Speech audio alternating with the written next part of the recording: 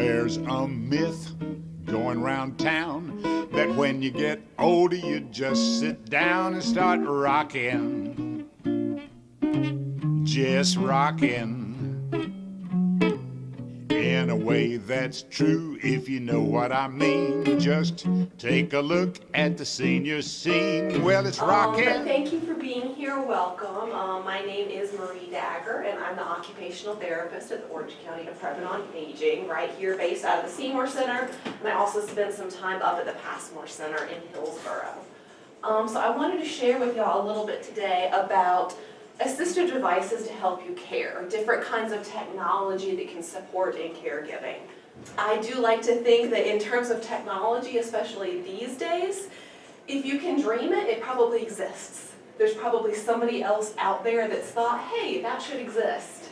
And so there are just so many options. And then as technology continues to change over time, we're going to gain more and more options, and all of these options are going to be more accessible for us too. So we'll just dive into a few options to talk about today. But I did want to start out with a little bit of a definition for us. So thinking about assistive devices, thinking about technology, what is assistive technology? What does that mean for us? And the World Health Organization had a really nice definition. And they said that the primary purpose of these assistive technologies is to maintain or improve an individual's functioning and their independence, to help facilitate participation, and just enhance overall well-being. So any kind of tool, any kind of device, any kind of software even, that just makes life a little bit better, that counts as assistive technology. So I did want to dive in first for us a little bit into household tech. Things that, again, we don't necessarily think of as technology just because they're so, dropping canes, because they're so ingrained into our day-to-day lives now. So even thinking about coffee makers and dishwashers, those were, revolutionary when they first came out, but knowing too, they have so many extra features to them now. You can set timers on those, so guess what? You've already got your cup of coffee made before you even wake up in the morning. And it's not that the technology is taking care of a job you can't do. It's just taking a little less energy to take care of that one task in your morning. It's just making that part of your morning just that little bit easier for you. So you then have that energy to spend somewhere else in your day. And going on from that, I did want to spend quite a bit of our time today, as you might have noticed by the sampling of things I have up here in front, talking about different kinds of assistive technology that we do sometimes associate with health concerns or health needs. And I've broken it down into several big categories that I hope will be helpful to us. And just remembering too that this is just a sample.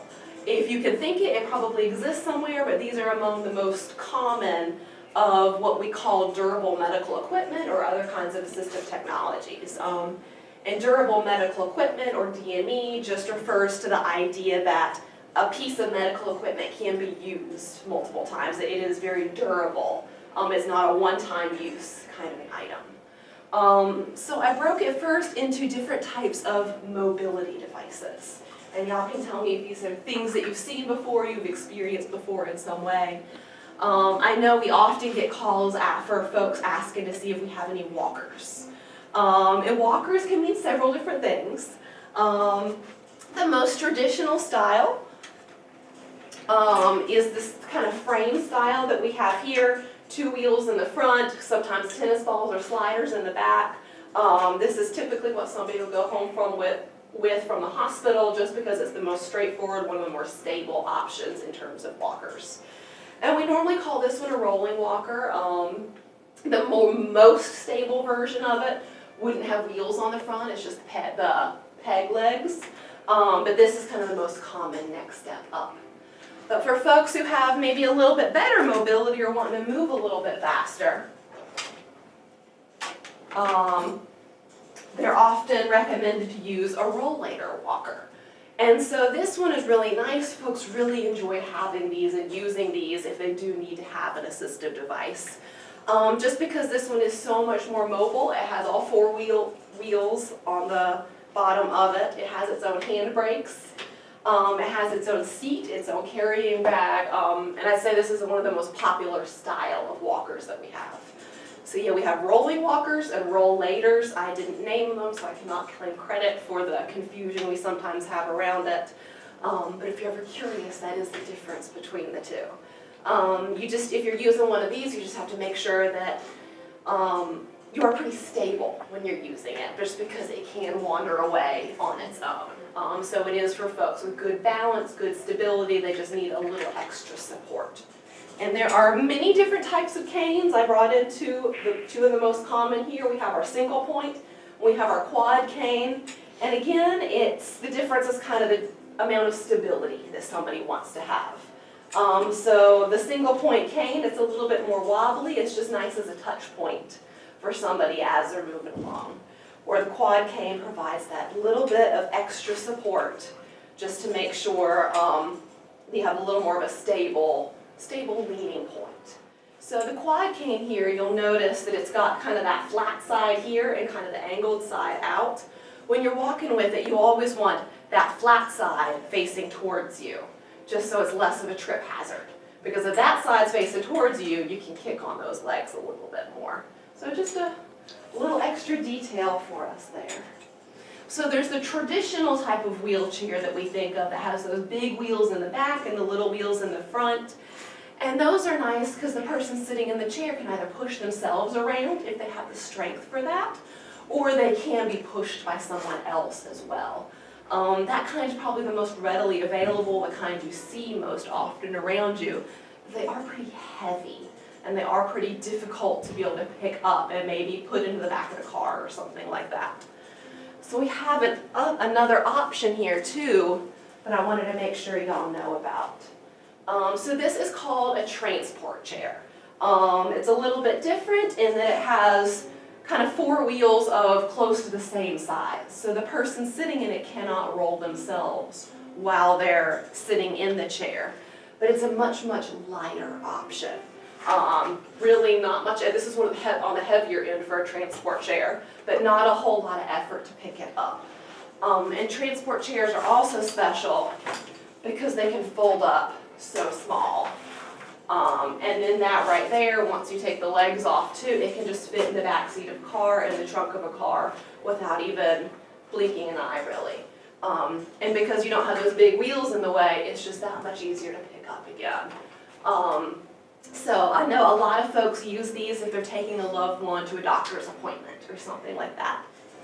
So I wanted to mention too, since we are thinking about being a caregiver and supporting everybody else, when we're thinking about mobility, there's another nice device that I often recommend, and this is called a Gatesense. The idea behind this is that you can put it on around somebody's waist, and then you've got this firm handhold support. That you're not reaching for their arm, you're not reaching for, pants belt is okay, but not always the most comfortable thing in the world. But having something secure around their waist means that you always have that hand grip available when you're walking or moving with a person, or if you need to help support them from sitting to standing, just to make things a little bit simpler. I try to keep a few of these around, so again, I'm glad to practice with you to see if this is something that would be helpful for you as well. There's several different styles. I personally prefer the style that has this metal buckle on the end of it. The teeth kind of grab into the fabric so it doesn't lose its grip. They do have more of a buckle style version. A lot of folks seem to like those. They just make me anxious because of plastic. But I haven't heard anything necessarily negative about them. It's just my inklings and my paranoias.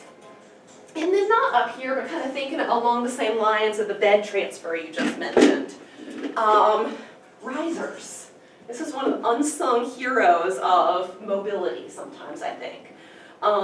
These are slightly tall, but I think they were, somebody used it underneath of their couch to help raise the couch all the way up because the couch was low and the person trying to get up from it was very tall.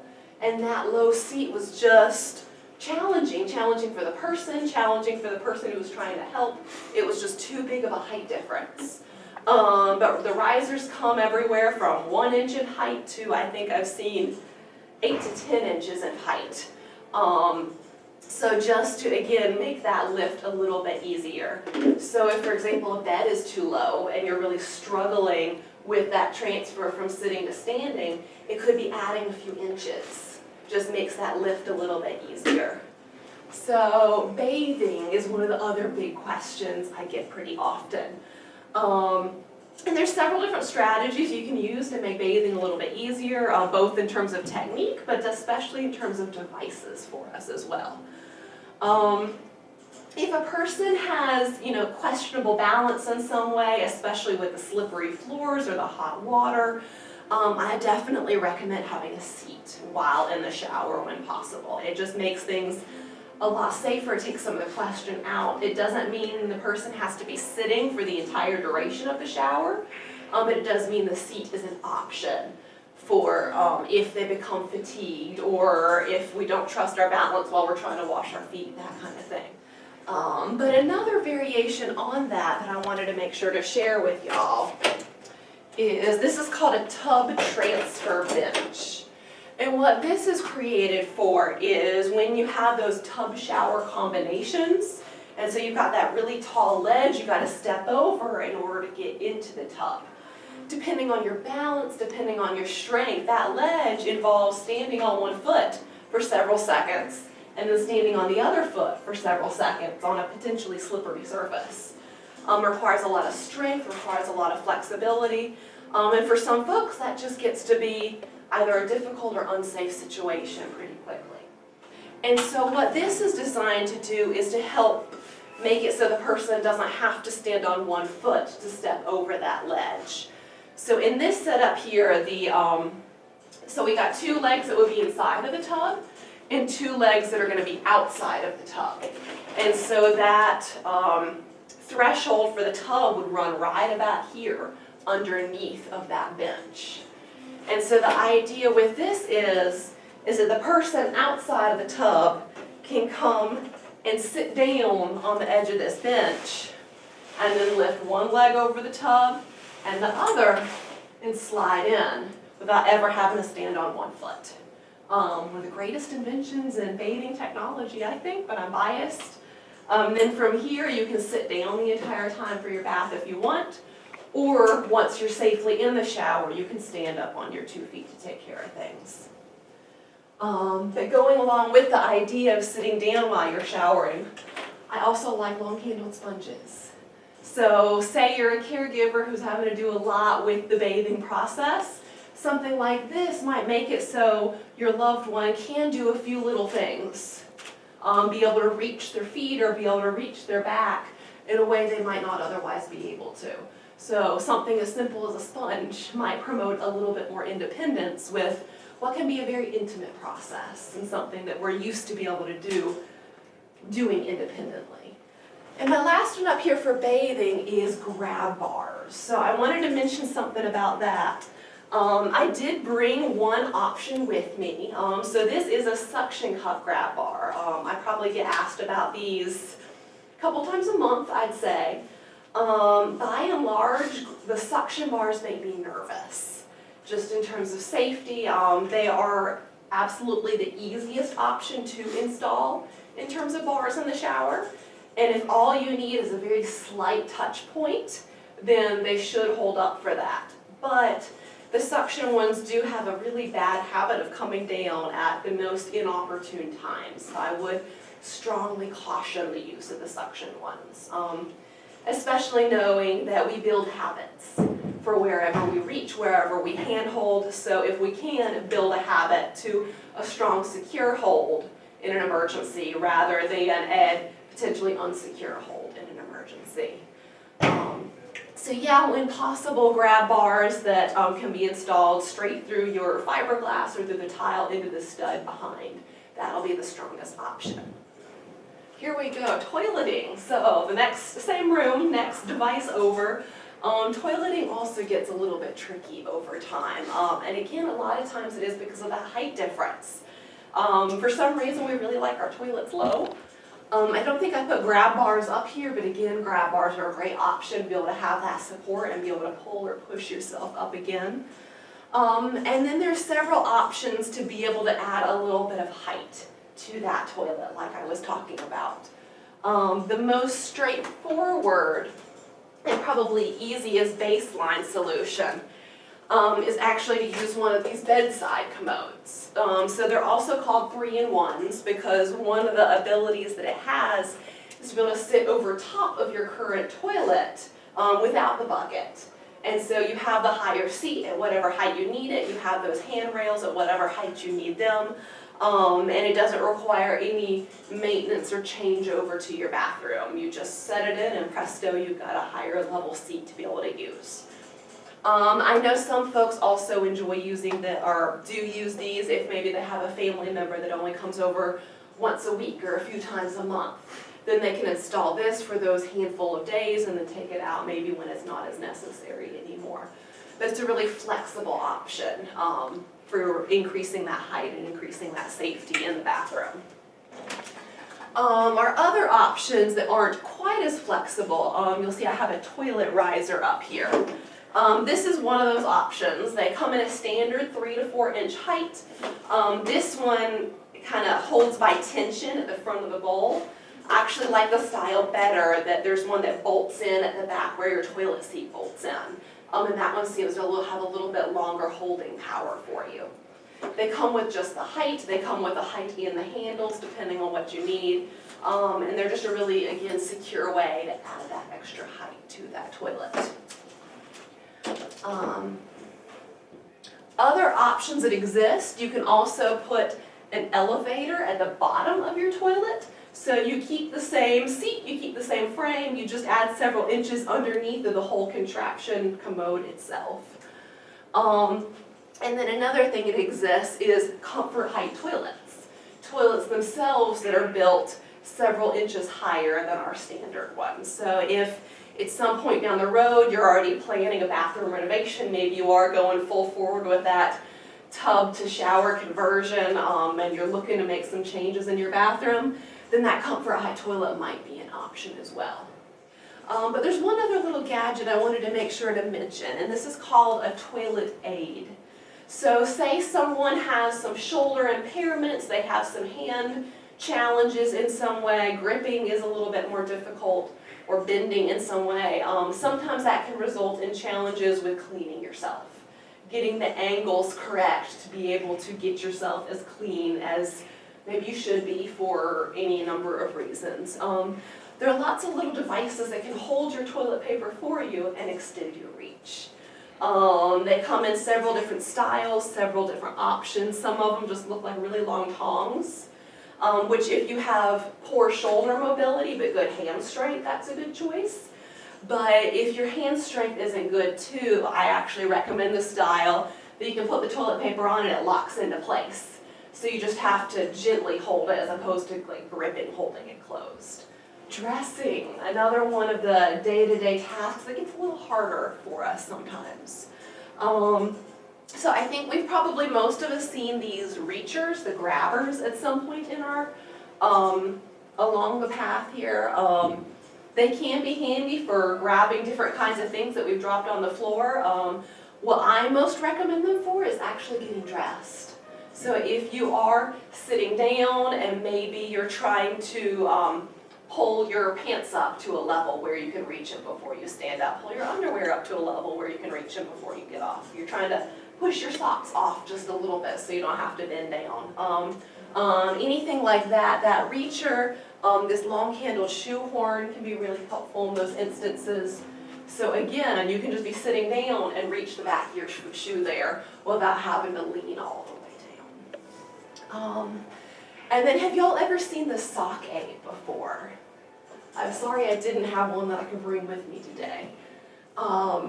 So that is a handy little device that when somebody isn't able to bend down like that, they can actually still put their own socks on. I know a lot of people use a method of maybe bringing their foot up so they can do that, but that's not everybody's flexible enough for that kind of hip mobility. So what this device does is it allows you to drop the little tube on the floor, you hold onto those reins, you put your foot into the tube and pull that sock up your leg. I know it's hard to describe out loud, and like I said, I'm sorry I didn't have one today. But there is a tool to help with getting your socks on. I also like button hooks. So this is a cool little gadget, and again, I didn't have one to bring with me today. That if that fine motor skill that's involved with doing up your buttons just isn't quite working out the way it used to, this little gadget, you can put it through the buttonhole, loop it around the button, and pull it straight through again.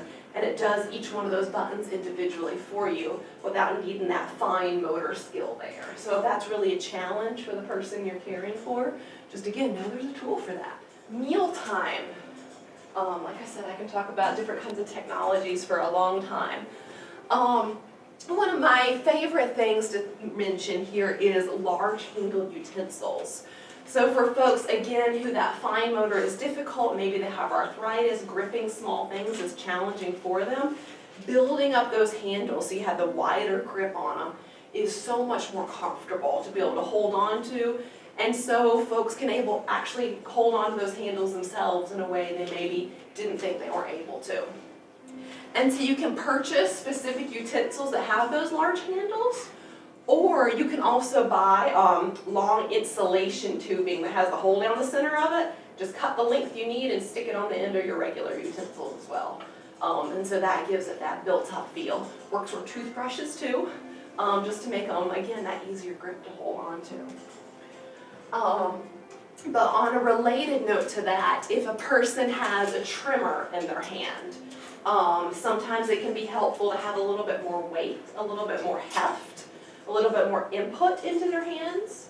And so sometimes they'll take that big handle and actually add weights into it to give that extra input so the person, can feel a little bit better. Several other devices that we can talk about a little bit. Both the rocker knife and the adaptive cutting board were originally designed for somebody who maybe only had the use of one hand. If they've had a stroke, if they have a weakness in one side of their body, it's really so that they can do different kitchen and meal prep kinds of tasks safely while only using the one hand. The plastic knife, I also call them like lettuce knives, something like that. They've actually got some pretty good cutting power, but they won't hurt you as much if you happen to touch your skin to that knife blade. I also really like the scoop plate down there. Again, so it's a specific kind of plate. It's got a nice big curved edge to the side of it. So when you go to scoop your food onto your fork or your spoon, that it kind of magically stays on the spoon instead of flitting all over the table. I don't know if that's something y'all have seen or experienced before. But it's just got that one side that's made to help things go onto your eating utensil a little bit easier. And then another one, 360 cup. I think it's the Munchkin brand that's making it right now. Originally, they are tailored for kids, technically, but they don't look like a kid device, and they're just super useful. They are absolutely no spill. You can drink them from any side of the cup. So again, if somebody's having to put their cup into their walker and roll it around with them, or to somebody that does have that trimmer and holding something steady without spilling gets tricky, that kind of cup can be so useful just so they can get the drink they need, they can have what they want, but don't have to worry about it going on the floor quite so easily. Okay, mobility for beds. And I think we were talking a little bit about this earlier. Several different options to think about. The two first up there is a bed cane and a bed rail, and they're definitely cousins of each other. The bed cane, I think I've got one right over here in the corner. There's several different styles of them. The bed cane, and I should have taken it out of the box for you, but it's only about that wide. And it's just a little bit of a hand support, just a little bit of something to give a little extra oomph as you're turning in bed, as you're sitting down and going to push yourself back up again.